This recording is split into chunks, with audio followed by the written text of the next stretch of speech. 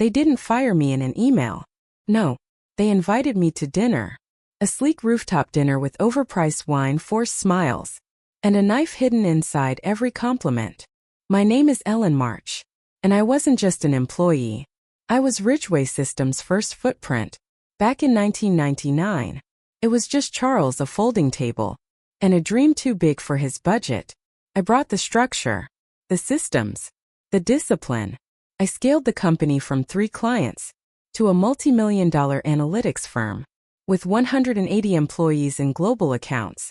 I gave it my nights, my health, and my 30s.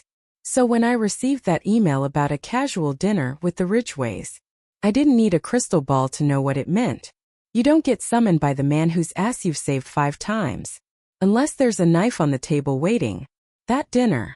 That god-awful dinner. Charles, always the charismatic shark, smiled too much.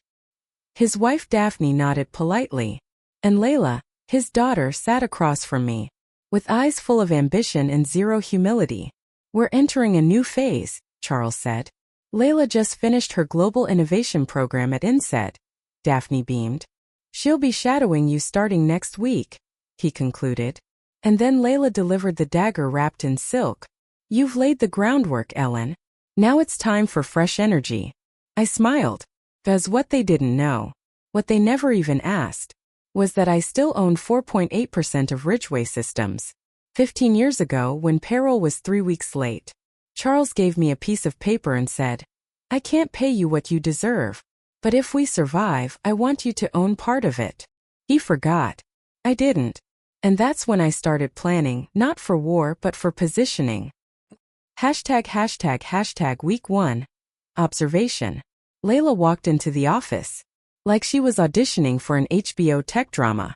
Too loud, too confident, and completely unaware that behind every old system was a person holding it together.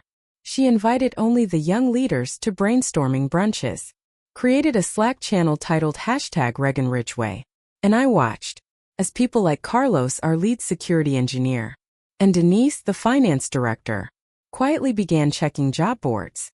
But I didn't stop her. Yet, I just visited my lawyer, had the equity documents reviewed again, updated my IP ownership logs, and quietly filed a provisional patent on our core analytics framework. Because yes, I wrote that framework. She just renamed it in a PowerPoint. Week 2. Undermining begins. Layla launched Project Clarity, her pet initiative, to make Ridgway data transparent by shifting client infrastructure to a cloud-native model. The problem? That would break at least 4 contracts we had with long-term government clients. I warned her. In writing, she replied with, I appreciate your insight, Ellen, but times are changing. Fine, let them change. I had coffee with Benjamin, our compliance officer, and showed him a contract clause about data hosting sovereignty. His eyes widened. If we push this live, he said, we're legally exposed. Forward that to legal, I replied, and blind copy me. Meanwhile, I met with Ethan, CEO of Vaxen Data. We'd almost acquired them 5 years ago, and they'd grown fast. I floated the idea. What if Ridgway's leadership is misaligned with its core capabilities? He smirked. We've had our eyes on Ridgway. If anything shifts, call me. That was my contingency plan. Week 3. The rumblings. Layla's new culture started turning sour. She fired Andrew, the oldest developer on the team, for cultural misalignment. After he pushed back on her timeline, the dev team revolted quietly. And that same week, 2 of our top-tier clients called the board. Not to complain, to ask, why is Ellen not on our account anymore? I was still there, but Layla had removed my name from the monthly strategy updates. That's when I sent my first formal memo to the board. As a voting shareholder, I request a special review of ongoing transition strategy and potential client risk. No threats, just pressure. Week 4. Breaking point. Layla hosted an all-staff town hall and pitched a vision full of hashtags and fluff. We're not just building software, we're building a mindset. ***legacy is the enemy of innovation***. I sat in the front row, arms folded. Afterward, she pulled me aside. "You're making people nervous, Ellen. Maybe you should work from home more." I laughed. "You're mistaking presence for threat. I built what you're standing on." That night I wrote 3 emails. To the board, formally invoking my right to vote on any leadership restructuring.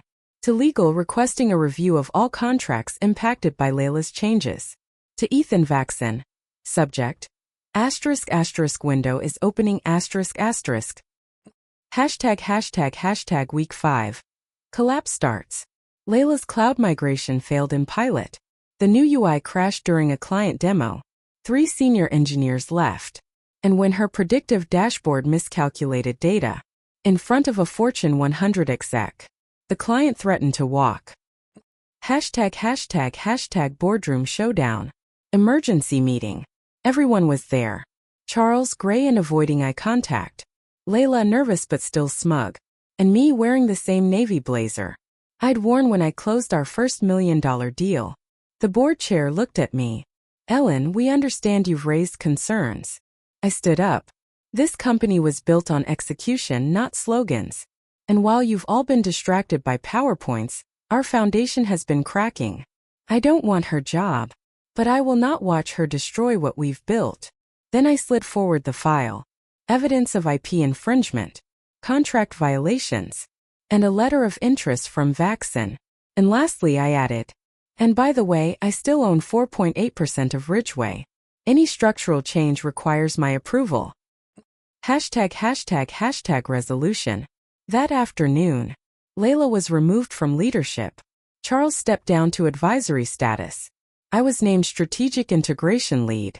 Vaxon finalized the acquisition 2 months later, with me as the transition architect. Now, I work from home.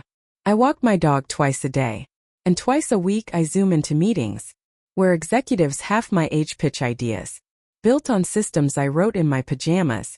Back in 2003, they thought I was just the past, but I was the blueprint. And the moment they tried to erase me, the foundation cracked. I didn't raise my voice.